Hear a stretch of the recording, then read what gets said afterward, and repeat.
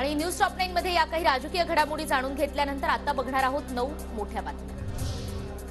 23 जानेवारीपासून मराठा आरक्षणासंदर्भात सर्वेक्षण सुरू होणार। मराठा समाजाबरोबर खुल्या प्रवर्गाचंही सर्वेक्षण, शासकीय यंत्रणेमार्फत हे सर्वेक्षण होणार। पंतप्रधान नरेंद्र मोदी आणि शरद पवार उद्या सोलापूर दौऱ्यावर। मोदींच्या हस्ते 15,000 घरांचं चावी वाटप होणार, तर शरद पवारांचं पंढरपूर आणि मंगळवेढ्यात बैठकी आणि मेळाव्याचं आयोजन।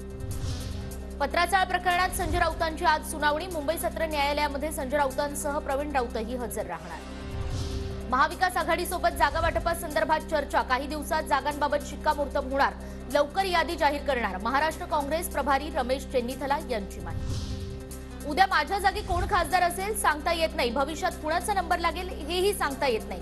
वाशिममधल्या महिला मेळाव्यात खासदार भावना गवळी यांचं वक्तव्य।